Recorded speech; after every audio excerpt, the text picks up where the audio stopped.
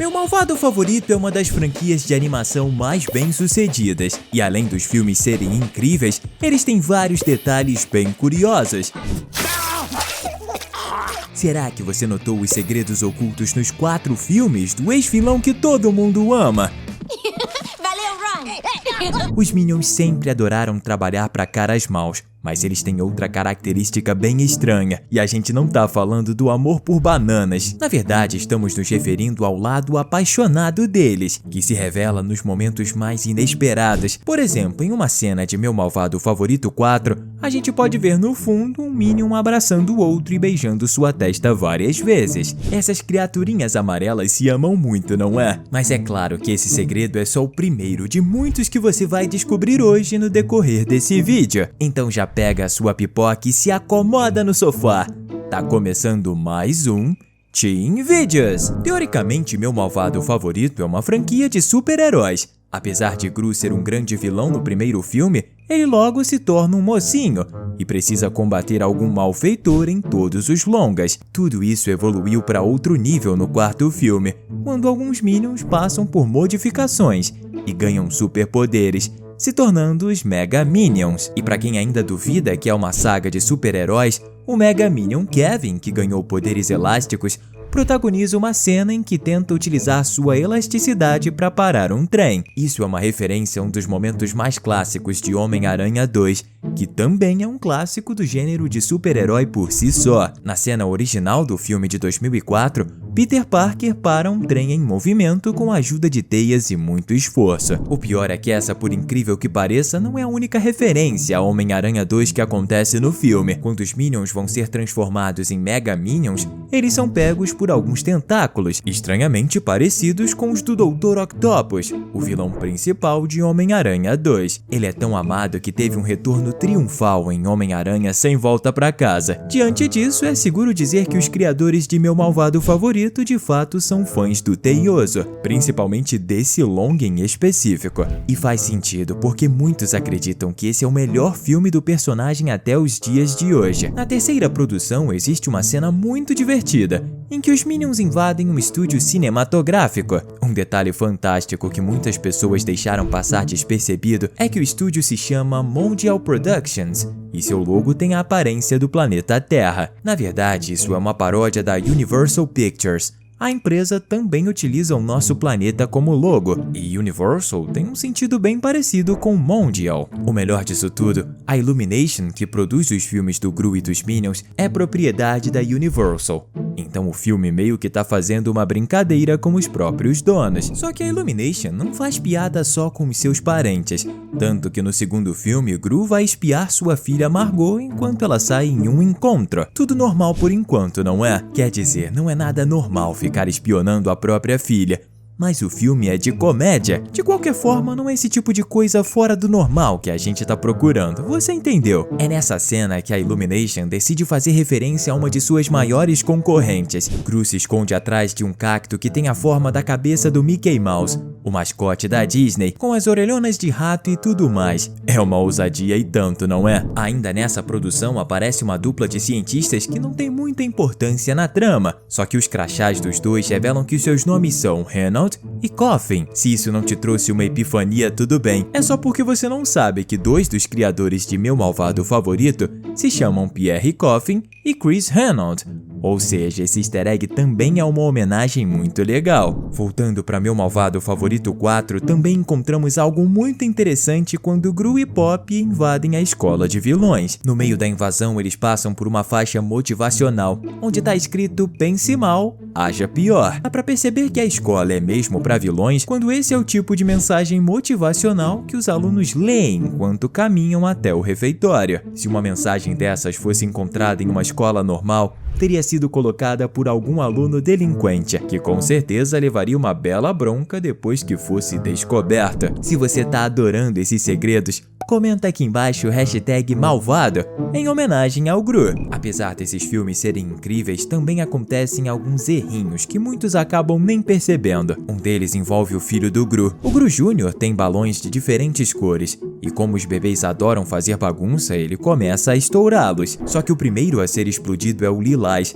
o balão mais distante, que que o Gru Jr. jamais seria capaz de alcançar com seus bracinhos de neném. Que tipo de poder sobrenatural ele tem para conseguir estourar balões utilizando só a força da mente? Se for telecinese e ele conseguir utilizar isso para controlar a TV sem precisar pegar no controle, eu vou começar a fazer a mesma dieta que esse bebê.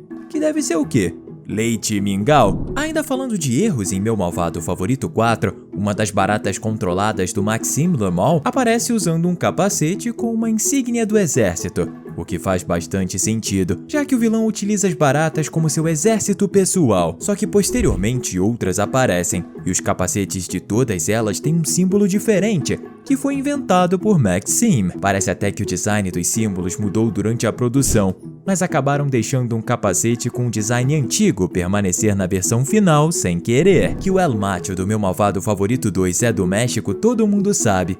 Ele é uma representação bem exagerada dos lutadores mexicanos, tanto que na cena em que o vilão revela sua verdadeira identidade, ele mostra seu peito e a gente percebe que existe uma bandeira do México bem grandona tatuada no local. Entretanto, como se fosse mágica, a tatuagem simplesmente some no resto do filme. E olha que seu traje deixa ele com o peito sempre à mostra. Os animadores ficaram com preguiça ou aquela tatuagem era temporária? Nada patriótico da parte do El Macho, se for o caso. Em uma luta bem humilhante pro Gru, ele é atacado por um guarda-galinha, que desce o sarrafo e entra na camisa pra rasgá-la por dentro, saindo de um jeito bem assustador. Os amantes de terror que estão assistindo ao vídeo já devem ter sacado que esse momento é um easter egg, e faz referência ao filme Alien, onde criaturas extraterrestres botam ovos dentro de pessoas, e quando choca, um pequeno ETzinho rasga a barriga da vítima, de dentro pra fora. Ainda bem que no caso do Gru, a galinha só rasgou a sua camisa mesmo. Agora vamos falar de uma homenagem um pouco menos violenta,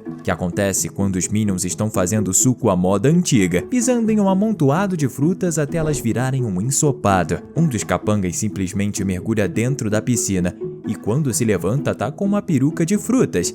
Então o Minion começa a imitar a Chiquita Banana, a mascote da empresa Chiquita Brands. Ela tem um chapéu com várias frutas que lembram muito a peruca dele.